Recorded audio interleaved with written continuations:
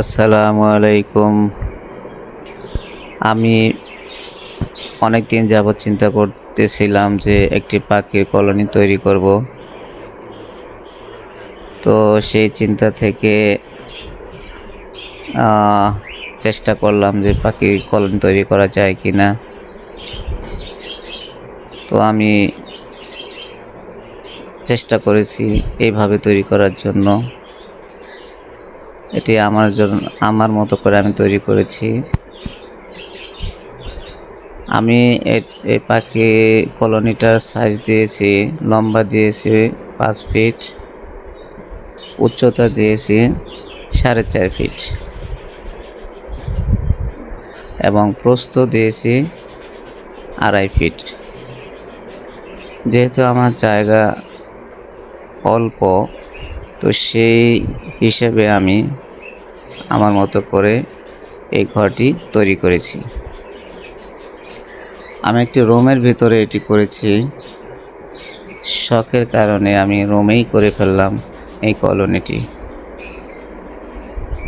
তো আমি সামনে একটি বড় গেট রেখেছি, 2 ফিট বাই 2 ফিট। বড় করে গেটটা রাখার কারণ হলো আমি যাতে ভিতরে ঢুকতে পারি, ভিতরে ঢুকে পাখিগুলোকে কন্ট্রোল করতে পারি, সেজন্য আমি গেটটাকে একটু বড় করেই রেখেছি। তো এই যে এভাবে ভিতরে ঢোকার সিস্টেম। তো কিছু গাছ লাগিয়েছি ভিতরে।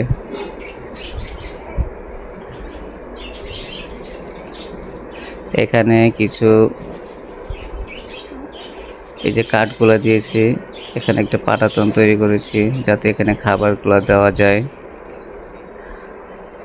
এখানে খাবার দিলে পাখিরা ভালোভাবে খাবার খেতে পারবে এবং ছিদ্রগুলো দিয়ে ময়লাগুলো পড়ে যাবে নিচে।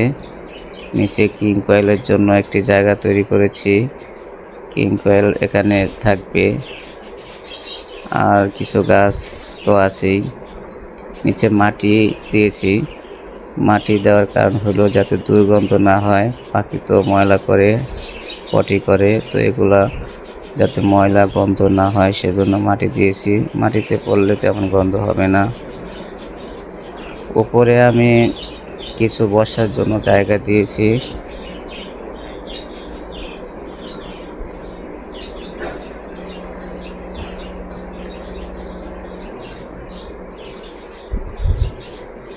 তো এইভাবে আমি তৈরি করে ফেললাম।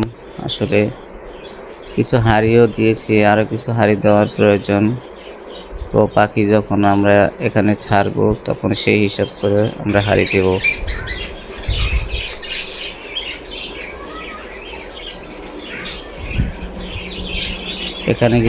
এখানে প্লাস্টিকের নেটগুলো ব্যবহার করেছি। এখানে ঘুঘুর জন্য একটি বাসা দিয়েছি, আমরা হাঁড়ি দিয়েছি। এখানে প্লাস্টিকের নেটগুলো আমরা ব্যবহার করেছি, এগুলো বাজারে কিনতে পাওয়া যায়। এগুলো 1/2 ইঞ্চি গ্যাপ।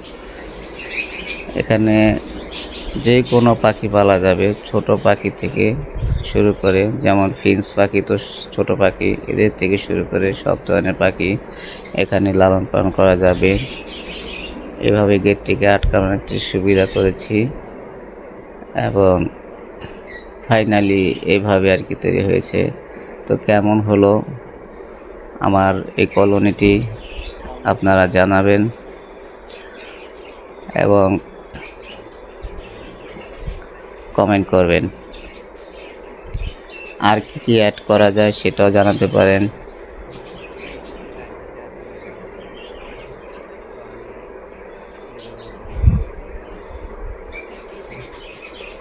আমি আমার মতো করে তৈরি করেছি। ভালো থাকবেন, সুস্থ থাকবেন। আল্লাহ হাফেজ।